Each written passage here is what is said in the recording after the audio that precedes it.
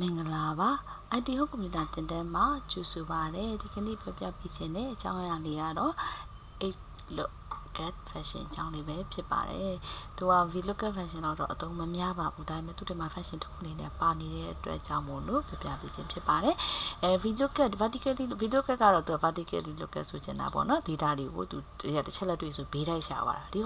HLOOKUP ကကျတော့ horizontally သူကဒီမှာတွေ့မယ်ဆိုတွေးခဲ့မယ်သူရှာချင်တဲ့တန်ဖိုးတစ်ခုကိုဒီမှာဆိုရှင် ID နံပါတ်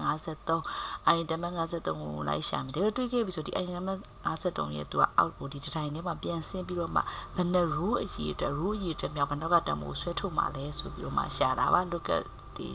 VLOOKUP ကလည်းတန်ဖိုးဆွဲထုတ်ပြီးရှာတာပဲ HLOOKUP ကလည်းတန်ဖိုးဆွဲထုတ်ပြီးရှာတာပဲမတူတာတစ်ခုကတော့သူကအလျားလိုက်ရှာတာနဲ့ down လိုက်ရှာတာမတူတာပဲဖြစ်ပါတယ်ဟုတ်ပြီအဲ့ခါကျတော့သူကဒီမှာပထမဆုံး ID နံပါတ်53ရဲ့ set array လာစာကိုကြည့်တွက်ချက်ပါတယ်ရောတွက်ကြည့်ပါမယ် HLOOKUP လေးသုံးပြီးတော့ညီမချင်း HLOOKUP lookup value ကဒီ53ရှာမယ် comma table array table တွေရဒီအပေါ် table တစ်ခုလုံးကိုဆွဲချပါမယ် comma တွေးခဲ့မယ်ဆိုတော့ salary ဆက်လက်မှတ်ထားတဲ့ table ထဲမှာ row number ဘယ်လောက်မြောက်မှာရှိလဲဆို4 4ခုမြောက်မှာရှိတဲ့အတွက်4လို့ရိုက်ထည့်လိုက်ပါတယ် comma အတိအကျရှာမှာဖြစ်တဲ့အတွက် false ကိုရွေးလိုက်ပါတယ် queen paint enter ဒါဆိုရင်ထွက်လာပါတယ် salary က98,300ဟုတ်လားတစ်ချိန်မှ53ပါဒေါ်လာ9800မှန်ပါတယ်ဒါတော့ format ဒေါ်လာ format မထည့်ထားလို့ပါပြဿနာမရှိပါဘူးထည့်လိုက်ပါတယ်ရတော့ပါပြီ void set တွက်ပါမယ် first name တွက်မယ် first name ကတော့ row number 2မှာရှိတဲ့ဟာလေးပေါ့ဒီတိုင်းလေးပဲတွက်ပါမယ်ညီမချင်း HLOOKUP value 73 comma table တစ်ခုလုံးကိုဆက်လက်မှတ်ပါတယ် comma row number